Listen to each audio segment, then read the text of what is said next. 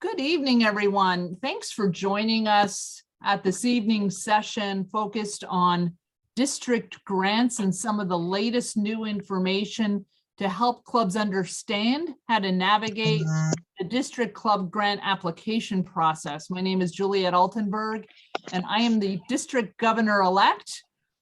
District Governor Greg Staub is doing a club visit this evening, so he couldn't be with us, but he sends his regards.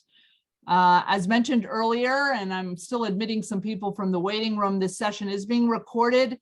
It will be posted on the District 73 website within the district grant training area. And Dr. Amy Spots will be our presenter today. She's going to present a PowerPoint. And certainly if there's any questions and comments as you listen, please put those in the chat. We'll open it up for Q&A at the very end. And also at the very end, I want to play a video that was featured at our Trauma Foundation dinner that really celebrates our clubs during the last Rotary year and the many, many projects that took place there. So I hope you'll stick around for that 4-minute video at the very end. So at this point, Amy, I will hand it over to you. Thanks so much for being our presenter this evening. All right, just going to share my screen here. We'll see if we can get this started. Excellent. Looks great. There we go. Okay, so we're going to talk tonight about district club grants, and I'm glad to see so many people are on this evening. We hope that you'll all apply for a district club grant and keep our committee very, very busy. It's definitely an easy way to get funds to help your club do a worthwhile community project. All right, as I said, every club should apply for these. They're very simple, very easy. If you keep it easy yourself, it will be so simple to get. I want to bring everyone's attention to this, the font of all information, the district website, rotary7390.org. Anything you would want to know about different kinds of grants is on this website. You would go onto the website. At the top, there's a foundation tab. Click onto that tab, scroll down to grants, grant training, and the information that I'm giving tonight will be there, as well as additional things you might have questions on. So how do we get the funds for district club grants? I'm just going to give a little bit of background information on that. We used to do this in conjunction with the foundation part of the training, and so that information would have already been given, but since it's not being done that way this time, we get our DDF back in 3 years from the money that we gave to the foundation, the annual fund 3 years prior. Half of that comes back to our district as district designated funds, or DDF. We can apply for our district grant to be up to 50% of that. Usually it's in the range of 70 to 75,000. And then out of those funds is where we can request money for the district club grants. This is really money that is for the clubs, of the clubs, by the clubs, as far as I'm concerned. It's projects that you would want to do in the community or internationally. Whatever your club's passion or heart desires, you may really do. The district club grants have several rules since the money is ultimately coming from the Rotary Foundation. We want to keep with the mission of the Rotary Foundation of doing good in the world. We really, really like to see active participation of Rotarians on these projects and not just handing out of funds to other groups. These are typically smaller, short-term activities, and indeed they are, as you have about 9 months to get them done. Local or international, they can be humanitarian projects. We can do a simple scholarship, or we can work to do vocational training with them. Some of the specifics that you might want to think about is general community needs. Maybe the local food pantry needs additional food, or freezers store the food that they get. You could do construction of infrastructure. I don't think that would be too much applicable in the United States. There'd be a little bit too much red tape to build infrastructure, but in other countries, maybe they need a bridge somewhere that we could contribute to. The main one, renovation of structures, is something we definitely do in the US. Habitat for Humanity is a perfect example, and we've had several clubs in the past work with Habitat on renovation of structures for individuals. You could use the funds for international travel for scholars or VTT. A VTT is a vocational training team. You could use it for domestic travel for the same sorts of things. You could do activities involving vaccines and immunizations. I think with COVID everywhere, that might be one if your club wanted to help with a vaccination camp in some way for COVID, maybe supply, I don't know, vaccines or refreshments for other people who are there giving the vaccines, assistance in any way, that would be a project. Medical camps or life-saving surgeries. Life-saving surgeries such as Operation Braveheart that our district has been supporting. That is more of a global grant, but a club could probably do a district grant for the same sort of idea. We could also use it to support Rotary Youth Exchange, RYLA, Rotaract, or Interact. One caveat with these is please, as I was saying earlier, don't just use it as a donation to another nonprofit. That won't pass by the committee. It won't be allowed. Again, we want active participation of Rotarians in a project, not just monetary handouts to other organizations. In the end, to be reimbursed, you must show invoices and a copy of your check for items that you purchased or things that you did with the funds, not just a check from you to someone else.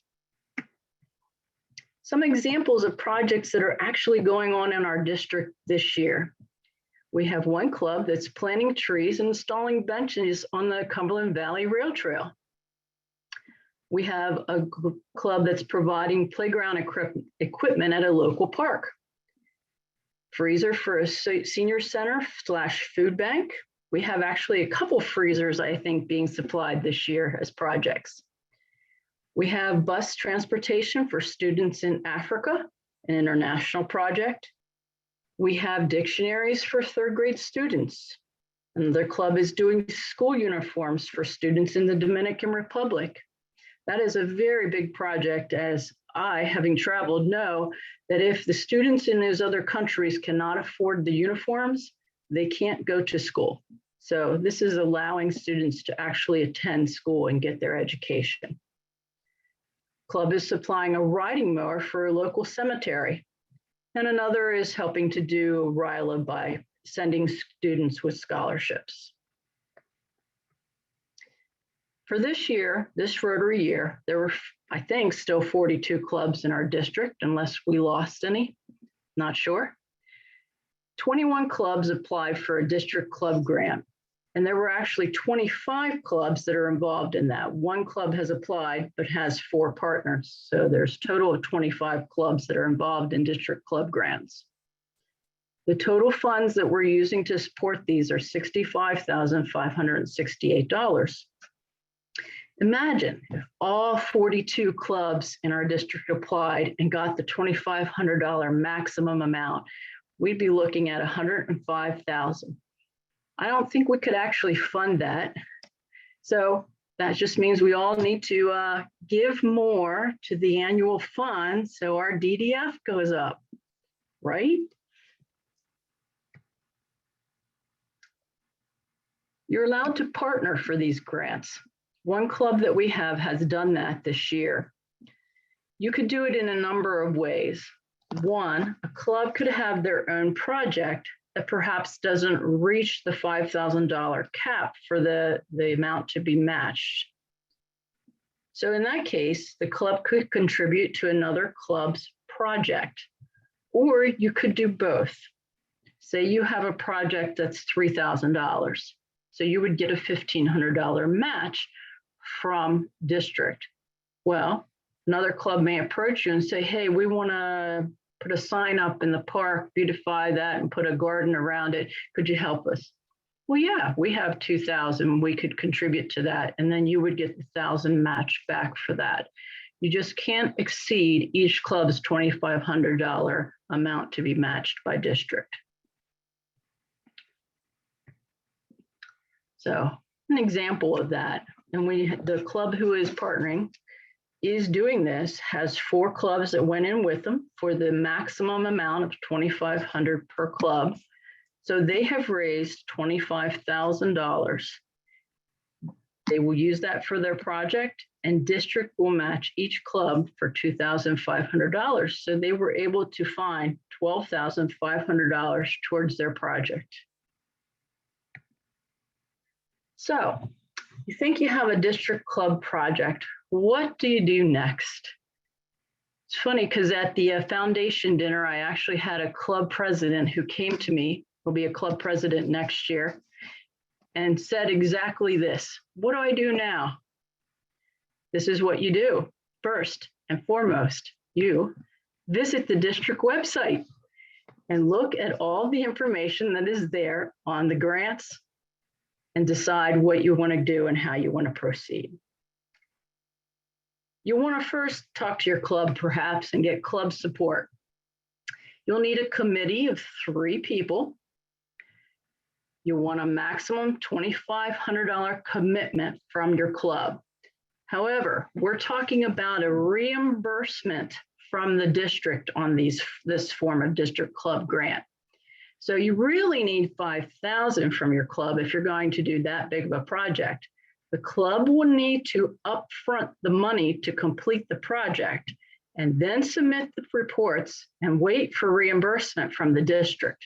So that's something you have to keep in mind, or the club needs to keep in mind as far as budgeting. The club will need to become qualified. How do they do that? They need to do a memorandum of understanding each and every year, and they need to have someone do grant training, which is what you're all doing tonight. Qualification, as I said, you need to do the training. We need at least 1 club member who is trained. And that club member will have to be one of the people on the 3-person committee that goes on the grant application. You'll have to have the MOU, which is submitted to the district office, which is signed by the Rotary Year president and president-elect, in which the grant will take place.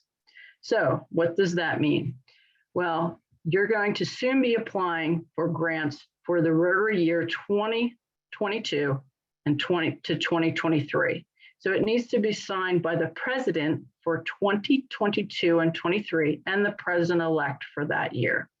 That's why they have to be done every year, because for most clubs anyway, those 2 people will change. It's just our way of knowing that the club knows what's going on and that the president and president-elect are on board with what you want to do. This is an example of the memorandum of understanding. Again, where can that be found? District website. What did I say? So this is one mistake that someone had made in the past that we thought we'd share with you. When you're asking for your match, we one time had a club who was doing a $4,000 project, and they said, oh, well, the club's contributing $3,000 and we want the district match of $1,000. Now you just cost your club $1,000. So you want to do a half and half split, of course. This is an example of the form of intention. So now that you have your club on board with you, you'll want to decide what you're doing. And this form is due March 15th. It's basically, as you can see, a very simple form. it just states what the name of the project is, the club, a contact person for the committee, and what you're going to do. Budget details. Budget details, very brief. We just want to know if you want 3,000, 5,000, what's your maximum amount going to be for your project? So we know tentative amount to be requested from District 7390. So we know how much in funds we're looking at.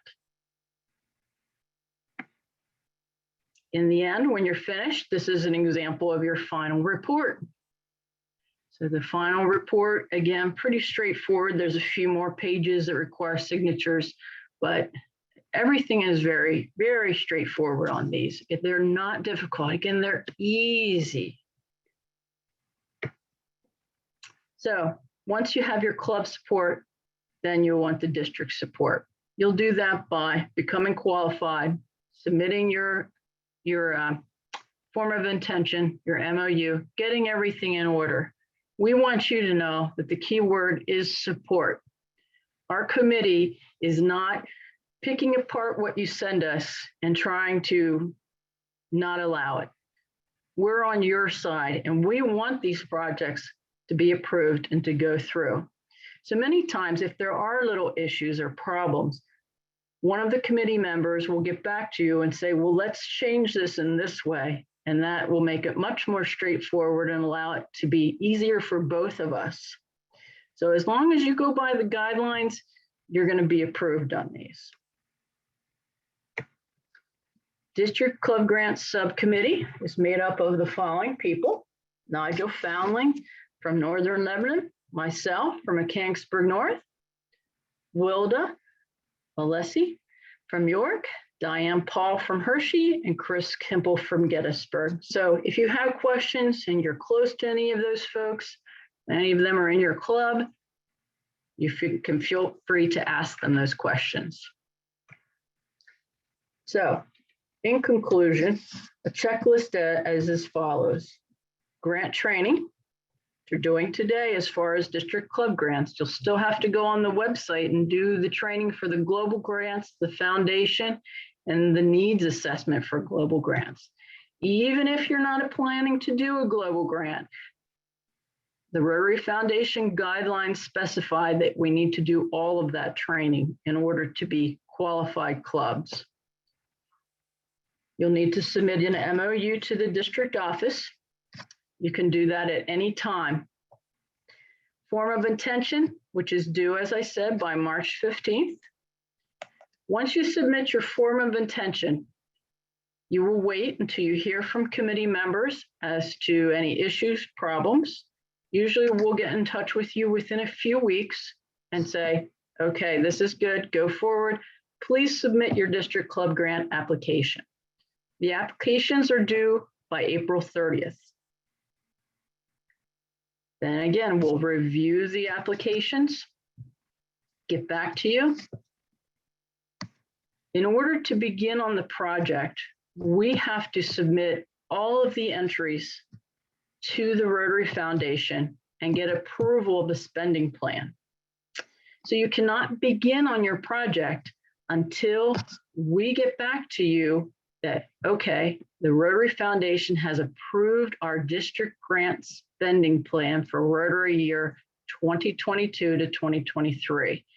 Typically, that does not happen until late July, early August at best. So now, once again, we'll get back to you and say, everything looks good, but you're on hold now until you hear from us again that we have approval to allow you to begin. Then please get to work, complete the project, submit your final report.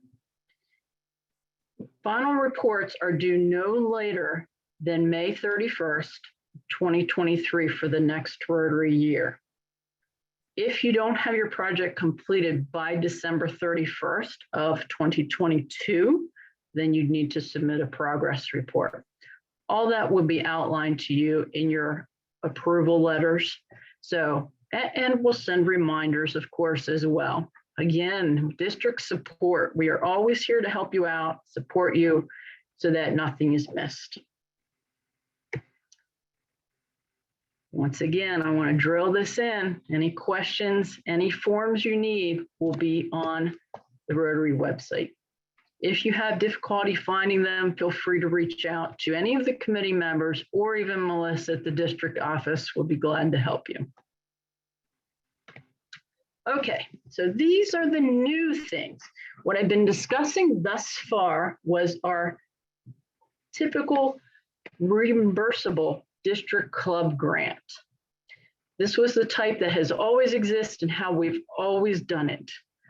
So COVID and worrying about the clubs kind of led us to create a couple new things that might be of use to some. This is a pre-funded district club grant. These were designed with clubs with financial need in mind. We weren't sure how COVID would affect clubs, whether they'd lose a lot of members, not have the budget to do projects, and we didn't want to see the amount of district club grants decrease. Thankfully, that has not appeared to have happened, but there are still some clubs who have 10, 15, 20 members who are struggling, and fronting a $5,000 project might be difficult for their budget. So this might be the type of district club grant for them. You do it the same way as you do the prior ones that I discussed. So you'll still need your form of intention, your MOU, your application, your final report. However, if you're interested in doing this, with the form of intention, you would submit a pre-funded grant application with the required documents. The documents would be a copy of the Rotary Year Club budget and the most recent bank statement. That way, you know, if you're low on funds, we see that on the statement, we know this would be something we'd want to grant you. And then upon approval, there is a pre-funded district club grant agreement that would need to be signed. So what is this? What am I talking about? A pre-funded district club grant is a grant where your club sets up the project, say it's a $5,000 project. You spend $2,500 towards the project. So let's use the example of a freezer. You're going to buy a freezer for the local food bank, $5,000 for the freezer. You spend out $2,500. You send your canceled check for the $2,500 and the invoice for the freezer to the district committee. We see that you've put in your part. We will pre-send you $2,500 to pay for the rest of the freezer. So in other words, you don't have to front the other $2,500 and wait for reimbursement if your club financially would have difficulty doing that. Does that make sense? All right. As I said, club indicates via invoice and canceled check that they spent their portion of the expenses. The district issues the other half of the funds for the completion of the project, pre-issues the amount. The district club grant agreement that needs to be signed is basically saying, well, what happens if for some reason the club folds and you never get the project done, or just you lose more members and you don't get the project finished? Then if that pre-funded amount had already been sent, it would not have been spent on what it was intended, and it would need to be returned to district. All right, so that's option one. Option two is for clubs who have financial need, but who also have not participated in the grant program for a couple years. Clubs who have not done a district club grant or a global grant for 2 years prior may apply for a $500 block grant or a micro grant, as we're calling it. So this is a way we're trying to stimulate some of the clubs who don't do grants, saying, well, we don't have the money to do that, we're too small. So they could do a smaller impact project, $500 type project or more that we contribute $500 to in the form of a micro grant. This money would be given to the club upfront. It could not be used for scholarships or operating expenses. You would submit the app for the micro grant along with your a form of intention by March 15th. That way we know who's doing reimbursable type district club grant, who wants to do a pre-funded, who wants to do a micro grant. Otherwise, same guidelines as a district club grant. You'll still need to do the form of intention, the MOU, the app, the progress, the final report. Trying to keep everything pretty uniform, except giving you 2 new options if you fall into those qualifications for those options. Contact information for Nigel and myself, the 2 committee co-chairs on the District Club Grant Committee. As well, you can feel free to contact the other committee members if you are more familiar with them.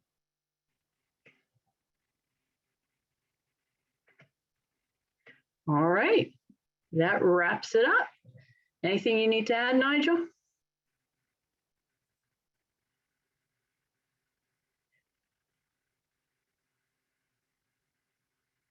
You're muted, bud.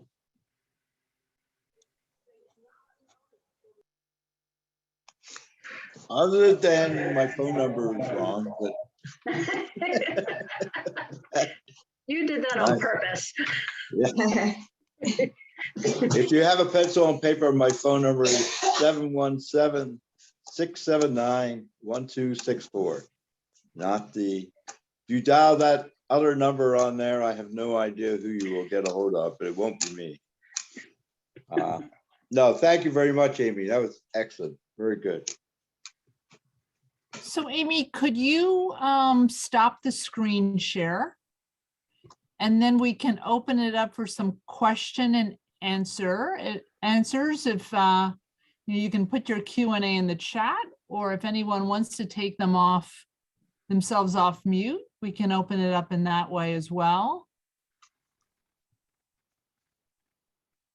Any questions? You know, if not, I do want to introduce a couple people who want to make some comments here. One of them is Anna May, who is our district foundation chair. And she's going to talk a little bit about a foundation fundraiser coming up from zones 28 and 32, and also what her role is in the district and how she can support all of you. So Anna May, you want to say a few words? And I'm not sure what happened to my video. I don't see my button. So if you We can see hear me, you. that's We oh, see well, you. good. That's all that's not the important part. Well, thank you, Juliet. Yes, as the district foundation chair, of course, I have a role in encouraging all of us to contribute to the foundation so that it makes all these grants possible. And the global grant folks are looking at the training that you need, whether we will use last year's or whether we'll make some changes. We'll be notifying you of that with a time that you can either go to the website and do that all as a sort of self-study, or whether there will be an evening like this that we would answer questions and give you more direction. In the meantime, if you want to contact me or any of our grant chairs, we'd be happy to. We'll put those names and all that out soon, so you have that if you do not. The global grant process is somewhat different. A couple of 3 things that are key. Most of those projects are us working with an international club. You must have a partner club, and those can be done in the United States, and the international club then contributes money to that project that would be done here. That's not as common as most of us looking forward to working with an international club around the world. The application process is all online through the Rotary website, and you can apply anytime throughout the year. So it's a little different with the timing and the things. What you heard Amy describe are not the same schedule or procedures, but it's really not that complicated an application process. it is reviewed at the district level, and also then RI must sign off on those as well. And the amount of money that's available is determined by, you know, how much your club might be putting toward the project, how much the district might have at the time, and then how much money could come from the Rotary Foundation. The fundraiser that Juliet referred to is in its, this will be the second annual, and it's an attempt to really do a massive fundraising and quite fascinating with clubs all throughout Canada, our district and others in the Northeast, zones 28 and 32. And it's all on Zoom. It's all online. You don't have to travel, but to participate, you're contributing $120. $100 of that goes directly to your foundation giving and is recorded in your foundation account. The evening is quite interesting because it features projects and programs and entertainment, and you'll hear from the new incoming Rotary International President, Jennifer Jones, and others who are on the foundation board of trustees. So you do, if you haven't heard those individuals speak or haven't met them at any of the district or zone trainings, it's an opportunity to get acquainted with them. Last year, I think the total amount that was raised in these two zones was, I can't remember if that included some of the matching, but $200,000, I think, was raised. So I'm going to be working with Melissa to get something and hopefully this week's reporter so that you will have more information. And if you are interested in signing up, it's an individual, unless you wanted to plan a club event where you might all get together and watch the presentation and participate. Some clubs might do that and then have a little fundraiser or fun activity of their own. On a cold winter night, February 23rd, you could make it fun. And so consider that, and we'll get that information out to you right away. All right. Well, thanks so much, Anna Mae. And next, I'm going to hand the virtual podium over to Dr. Jess Socrates. Jess has been an active member of our grant committee for years and has done a lot of good work with grant money internationally. So Jess, feel free to tell the group about some of your activities and an ask you would like to make. Okay, thanks, Juliet. First, I'd like to ask a question. What is the minimum that a club has to put up in order to have that micro grant? Is it 250 or 500? Club doesn't put up anything for that. It's a Nothing at all. $500 block grant. Okay, so that's a good thing. Okay. Mhm. And Amy mentioned one of the projects that I am deeply involved in. It's Operation Braveheart. And what it is the transcatheter repair of children's heart defects. And these are poor children who can't afford the surgery. And these are all done in the Philippines.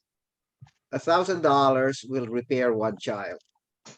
So if a club might be interested in working on a project just to get some their feet wet in doing a district grant, this can be possible. I think a club will be able to repair the heart defect of one child with $500 from the club. That will be matched $500 by the district. Is that correct, Amy? Yes, if it was a club who hasn't done a project for 2 years, they could just apply for a micro grant for $500. And that could be put towards your project, I suppose. Okay, but if they want to do one child, if they want to support one child, they will have to raise $500 as club money that will be matched by the district. Correct. That will give them a project. And I think that's not a big project to support for a club to be able to say that, to claim that they finally have a district grant. That would work. They could also, if it was a club who hadn't done anything in 2 years, they could do it as a micro grant and come up with the other 500. Okay, Okay. so what I'm really presenting is it's an opportunity to do a project that's inexpensive for any of the clubs. And that's allowed. That's allowed. Correct, Amy? Yes. Uh-huh. Okay, there you go. If you want to explore this, you can contact me. If all you need to do is contact Melissa. Melissa knows how to contact me. That'll make it easy.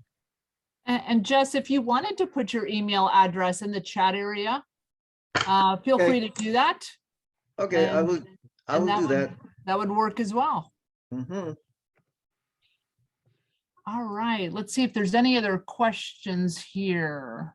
Oh, there's one for Jess. How does the Braveheart Project work if we cannot give money to 501c3 organizations? Well, you wouldn't really be giving it to an organization. You Right. would be giving it to support a child's life-saving surgery. So, Jess, where would they be putting the money to? Okay, I have a Rotary partner in the Philippines. So what will happen in a scenario like this is the Rotary Club, once they have raised the money, can send the funds to the Rotary Club partner in the Philippines. And I can give that information very easily. No, you can't do that either. Oh, you can't do that? No, because they either have to pay for the doctor's services for the patient, or The have to supplies buy for the equipment or service, something for like the that. You surgery. just can't give money to a person. You can't really call it a scholarship. No, what we pay for, we don't pay for the doctor service. We pay for the device that is used by the doctor to seal the hole in the heart. So it's a piece of device. And we Is get- that once and done? I'm sorry? Is that once and done? Oh, yes, yes. Once the hole is sealed, child is cured. No, I meant the device. Oh, yeah. Yeah, Once yeah. the device is used, it's implanted in the heart, and it goes with the child. It will be with the child for life. So what they would have to do is pay for that device. They'd have to get an invoice and pay for that. Oh, yeah, yeah. It's Right. easy to get an invoice. We get invoices for all these devices because we have to present all of these when we make our reports to Rotary Foundation. And even if they would have to issue the funds to that Rotary Club to then procure the device, typically how we've had a solution for that is the Rotary Club would write a letter stating that the Rotary Club in Mechanicsburg North contributed this amount for this device, and this is what it's being used for. Jess, is it possible that a club can contribute to the Rotary Foundation to your approved grant project? And then the money is transferred to the club in the Philippines? I can't answer that question for I Rotary think we Foundation. could check on that. I Yeah. think it's Mhm. quite possible that the money could be sent to your project. And then there's no question for sure that it's, then you and the grant participants oversee the expenditure of that. Well, I think we ought to check Yeah. on that. Whatever works, yeah. That's right. Whatever works. Mhm. All right, Amy, there's another question here. Do cooperative grants with 2 or more clubs participating have to be between clubs within 7390? Or can they be between clubs from other districts? That's an interesting question. I think I would say they'd have to be from 7390 at this point because we're using the money from 7390's district grant. And that would make it very complex to use it from another club. How would we match them? I don't think we want to be giving our matching funds to another club in another district. But Amy, what if that district also put up match and supported their club, and then the 2 clubs could work together? Well, that would be between that club and that district then. I mean, they could still say they were partnering, but financially, none of it would be on District 7390 from that club's contributions. And different districts will have different amounts of money available and different procedures. So it could get challenging and it might not. It's an idea that probably could be talked about, though, might have possibility. Mhm.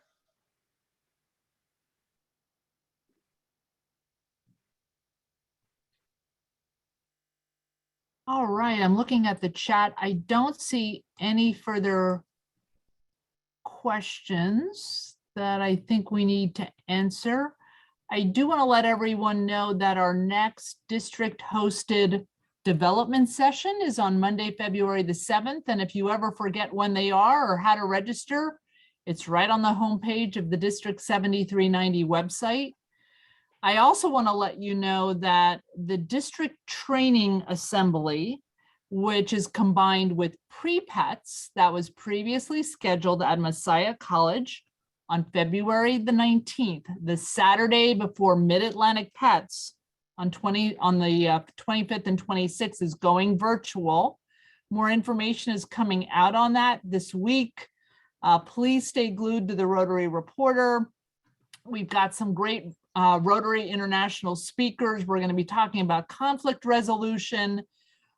We, as a society, have gone through a tremendous amount of change, and that's Rotary included. And we've got a great speaker who's going to talk about keeping the peace and the art of negotiations within your clubs. Mid-Atlantic Pets is still being planned in person, but more information will come out to the clubs on that and the presidents-elect. We have a meeting scheduled for this Wednesday evening where we're going to be talking about going hybrid. We realize we're in a very difficult state right now with this Omicron variant. The idea of gathering several hundred people in King of Prussia is a challenge. We're going to do what we can to stream some of those events. The Rotary International Board made a decision that we cannot mandate in-person training activities in light of the pandemic going on. So we're going to try to do what we can to make any kind of educational offering inclusive for both in-person activities, but also online activities. We want everyone to stay safe. We know that people are getting sick with this Omicron variant. We hope it's short-lived, but the challenge is it is continuing, and it is really stretching our healthcare system right now. So there will be more information coming out on Mid-Atlantic Pets. There is a Mid-Atlantic Pets website that has been advertised through the Rotary Reporter. You can register through that website, but there's more information coming on how we're going to try to really do both in-person and virtual activities with Mid-Atlantic Pets. So are there any other announcements people want to make, whether it's a district leaders on this call or Amy, anything more you'd like to say? I want to address one question. Someone had asked, do we need to complete the quiz to get credit for the training tonight? Yes, you would need to go online and take the district club grant training quiz, so that would be registered under you, and you would get credit for tonight within your training. While you're there, go ahead and look at global grants, needs assessment, and foundation segments, and you'd have to look at those and answer the questions on those quizzes as well to be fully trained and qualified. Excellent. So at this point, I'm going to play a 4-minute video that was created and by my brother-in-law, quite honestly, who's in the video and PR industry. I want to thank everyone who contributed toward the making of this video involving clubs submitting photos. 2 other clubs didn't get included, but we are going to update the video with 2 other clubs. So at this point, I'm going to share my screen and show this 4-minute video on the incredible work that our district was able to accomplish with the district club grant process.